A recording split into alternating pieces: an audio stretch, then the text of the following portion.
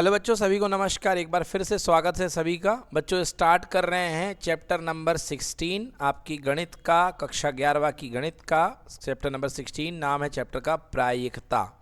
प्रायिकता बेटा आपने कक्षा 10 में भी पढ़ी है, ये वही प्रायिकता है, बस थोड़ी सी एडवांस हो जाएगी, ठीक है ना। तो प्रायिकता का मतलब क्या होता है? प्रायिकता मतलब संभावना का गणित। ये अपने पास में निकालनी है, संभावना का गणित कि क्या भैया संभावना किसी चीज़ की कितनी है, ठीक है ना। तो जहां आप एक और संभावना को परसेंटेज में निकालते हैं कि जैसे किसी चीज़ की संभावना है ए क्या है? कोई घटना है। ए क्या है? कोई। तो किसी घटना ए की संभावना होने की अगर परसेंटेज में बात करूं तो 0% से लेके वो घटना 100% तक हो सकती है, ठीक है ना। जैसे आपके पास होने के चांसेस तो कम से कम 0% और कम अधिक से अधिक 100%। जो अंक आप परीक्षा में ला सकते हैं वो 0% से लेके 100% तक के बीच में ला सकते हैं ना। अब यदि इसी को आप प्रतिशत को अंकों में बदल लें, भिन्न में बदल लें, तो 0% मतलब 0/100 और 100% मतलब 100/100। तो बेटा ये 0/100 हो जाएगा 0 और ये हो जाएगा PA और ये हो जाएगा 1, ठीक है ना। मतलब किसी घटना की प्रायिकता का जो मान होता है, प्रायिकता का जो मान होता है वो 0 से लेके कहाँ तक होता है? 1 तक के बीच में। और इस प्रकार के अंकों के रूप में आने वाली प्रायिकता को हम लोग बोलते हैं आंकिक प्रायिकता। क्या बोलते हैं? जी हाँ, तो ये कहलाती है आंकिक प्रायिकता। ठीक, इसके पहले ये क्या कहलाती थी? ये कहलाती थी प्रतिशत प्रायिकता कहलाती थी, प्रतिशत में। बट यही प्रायिकता हम लोग अंकों में पढ़ते हैं, इसको कहलाएंगे आंकिक प्रायिकता। समझ गए ना। जैसे आपके बीमार होने के चांस 50% है तो इसको अंक में बदल लो। 50% का मतलब 1/100। समझ में आ गया? तो कितना आ गया बेटा? 1/2। तो यही 50% को आपने 1/2 के रूप में लिख दिया और ये कहला गई आपकी आंकिक प्रायिकता, ठीक है। तो प्रायिकता को फिर से यहाँ पे डिटेल में पढ़ना है। प्रायिकता का सूत्र क्या होता है? प्रायिकता का मतलब होता है वांछित परिणामों की संख्या, वांछित परिणामों की संख्या मतलब जो परिणाम आपकी घटना के संगत हैं, ठीक है ना, बटे कुल परिणामों की संख्या, बटे कुल परिणामों की संख्या, ठीक है बेटा। इसको आप और क्या लिख सकते हैं?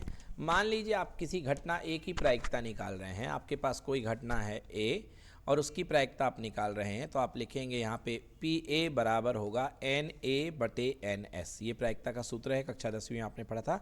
NA/NS। NA का मतलब होता है घटना के पक्ष के परिणामों की संख्या, घटना के पक्ष के परिणामों की संख्या कि भैया घटना के पक्ष में कितने परिणाम हैं।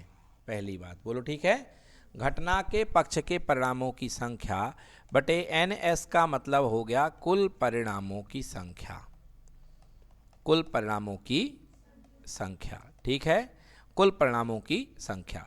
बच्चों कुल परिणाम का मतलब क्या होता है? उदाहरण के लिए आपने एक प्रयोग किया, कोई प्रयोग किया। प्रयोग मतलब एक ऐसा काम जिसका आपको हल पता ना हो, जिसका फल पता ना हो कि क्या मिलेगा, उसको बोलते हैं प्रयोग। जैसे परीक्षा देना एक फल है, एक प्रयोग है, क्योंकि पास भी हो सकते हो, फेल भी हो सकते हो, तो दोनों संभावनाएं हैं।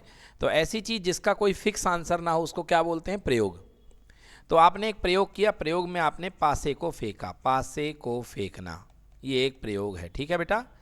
तो इसका जो बनेगा प्रतिदर्श समष्टि, क्या बोल रहा हूँ मेरे शब्दों को पकड़ना, प्रतिदर्श समष्टि। तो S को बोलते हैं बेटा प्रतिदर्श समष्टि। प्रतिदर्श समष्टि का मतलब होता है बेटा कि जो जो आउटकम आ सकते हैं, जो जो इसके परिणाम आ सकते हैं, उन सभी संभव परिणामों का समुच्चय। प्रतिदर्श समष्टि मतलब सभी संभव परिणामों का समुच्चय। समझ में आया? तो इसे बोलते हैं प्रतिदर्श समष्टि। तो बेटा प्रतिदर्श समष्टि क्या बनेगा? S बराबर 1 2 3 4 5 और 6, ये कहलाएगा आपका प्रतिदर्श समष्टि। फिर आपको इसके अंकों की भी जरूरत पड़ती है, कुल परिणाम। तो प्रतिदर्श समष्टि के जो कुल बिंदु होते हैं उनकी संख्या को ही बोलते हैं कुल परिणाम। जैसे यहाँ पे कितने बिंदु हैं? 6, तो कुल परिणामों की संख्या कितनी हो गई? 6। बेटा प्रतिदर्श समष्टि के ही कुछ एक या एक से ज़्यादा बिंदुओं को लेकर के बनाई जाती है घटना। क्या बनाई जाती है? तो जैसे घटना हमने कह दिया ई, घटना का नाम दे दिया ई, मतलब सम अंकों का आना। हमने घटना बता दिया सम अंकों का आना, सम अंकों का।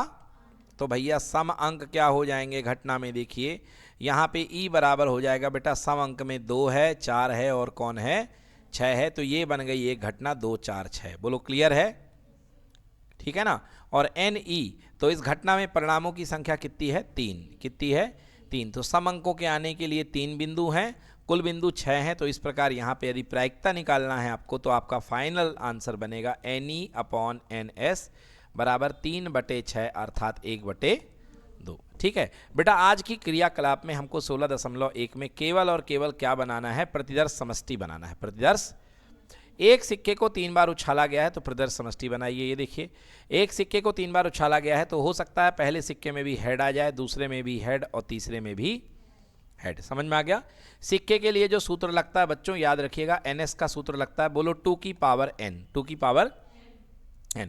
n यहाँ पे है नंबर ऑफ सिक्के या नंबर ऑफ उछाल। n क्या है, नंबर ऑफ सिक्के या नंबर ऑफ उछाल। यहाँ पर कितने बार उछाला गया है, 3 बार। तो यहाँ पे बनेगा ns बराबर 2 की घाते 3। 2 की घात बच्चों 2 की घात 3 क्या होता है, 8। तो कुल कितने परिणाम बनेंगे यहाँ पे, 8 बनेंगे। 1 2 3 4 5 6 7 8। क्लियर हो गया, टोटल 8 परिणाम बनेंगे। बोलो बन जाएगा।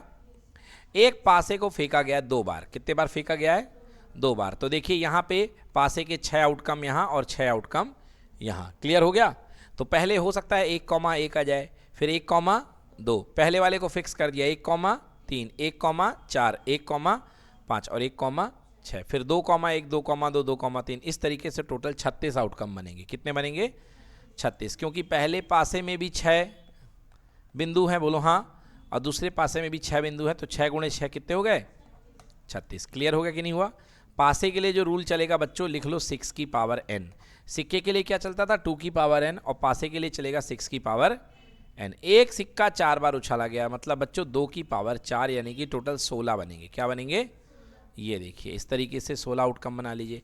एक सिक्का उछाला गया है और एक पासा फेंका गया है, समझ गए, एक सिक्का और एक पासा। तो देखो सिक्का उछाला गया है तो हो सकता है सिक्के में हेड आ जाए, क्या आ जाए, हेड, और पासे में 1 आ जाए तो हेड (1), नहीं तो हेड (2), नहीं तो हेड (3), हेड (4), हेड (5), हेड (6), नहीं तो फिर टेल आता तो टेल पर 1, टेल पर 2, टेल पर 3, टेल पर 4, टेल पर 5 और टेल पर 6। तो बच्चों आपको यहाँ पर पूरे ही चैप्टर में, इस पूरी प्रश्नावली में आपको केवल और केवल बनाना है प्रतिदर्श समष्टि, यानी आपको पूरा का पूरा सेट बनाना है। बोलो क्लियर हो गया, ठीक है ना। तो आपको पूरी की पूरी यहाँ पर प्रतिदर्श समष्टि बनानी है 16.1 में। सारे सवाल लगभग आसान है, आप लोग कर लेना, ठीक है। कोई दिक्कत है तो नेक्स्ट क्लास में इसको डिस्कस कर लेंगे। चलिए अब आती हैं घटनाओं के प्रकार। घटनाओं के प्रकार, तो घटनाओं के प्रकार समझिए। एक उदाहरण से मैं आपको घटनाओं के प्रकार बताता हूं कि भाई घटनाओं के प्रकार क्या होता है, जो हमको जानना है कि घटनाएं कितने प्रकार की होती हैं। तो एक घटना जो हमारे सामने हमको यहाँ पर पढ़ना है बेटा, जिसका नाम है परस्पर अपवर्जी घटना। क्या नाम बोल रहा हूँ मैं, परस्पर अपवर्जी घटना। आइए समझते हैं कि परस्पर अपवर्जी घटना क्या होती है।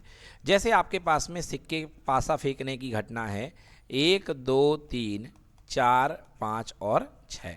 अब यहाँ पर मैं 2 घटनाएं बना रहा हूँ। एक बना रहा हूँ इवन सम संख्या का आना, मतलब जो बिंदु जिम्मेदार हुए वो हुए 2 4 6। बोलो हुए कि नहीं हुए। और दूसरा मैंने कहा घटना बनाई विषम संख्या का आना, तो विषम संख्या के पक्ष के परिणाम होंगे 1 3 और क्या 5। क्लियर कि नॉट क्लियर। अब ये बताइए कि क्या E1 और E2 में कुछ कॉमन है। मैं बोलूँ E1 और E2 का कुछ कॉमन है क्या, नहीं है। E1 और E2 का कुछ भी कॉमन नहीं है, मतलब E1 और E2 का जो यूनियन बनेगा, जो इंटरसेक्शन बनेगा, सॉरी जो इसका उभयनिष्ठ बनेगा, वो क्या बनेगा, फाई बनेगा। क्या बनेगा, फाई, मतलब रिक्त समुच्चय। चैप्टर नंबर 1 क्या बनेगा, रिक्त समुच्चय बनेगा कि नहीं बनेगा। मतलब यदि मैं बोलूं कि ऐसी कोई घटना प्रायिकता बताओ कि P जो है E1 इंटरसेक्शन E2, तो भैया दोनों के सम भी आ जाए विषम भी आ जाए, ऐसा कोई नंबर तो होता नहीं जो सम भी हो और विषम भी हो। तो ऊपर बनेगा 0 और नीचे बनेगा 6, तो प्रायिकता कितनी होगी, 0। तो ऐसी घटना जिसमें कुछ भी कॉमन ना हो उनको बोलते हैं परस्पर अपवर्जी घटनाएं। परस्पर अपवर्जी मतलब एक घटित होगी तो दूसरी नहीं होगी और दूसरी घटित होगी तो पहली नहीं होगी। समझ में आ गया? तो ऐसी घटनाएं जिसमें कुछ भी कॉमन ना हो उनको हम क्या बोलते हैं? परस्पर अपवर्जी घटना। तो यदि घटना ए और घटना बी अगर परस्पर अपवर्जी हैं तो ए और बी का जो कॉमन पार्ट होगा वो कितना होगा? 5। क्या होगा? 5। समझ में आ गया? तो ये कहलाती हैं परस्पर अपवर्जी घटनाएं। और अगर यदि 5 नहीं आ रहा है दोनों का कॉमन तो इसका मतलब वो परस्पर अपवर्जी नहीं है, परस्पर अपवर्जी नहीं है। क्लियर हो गया?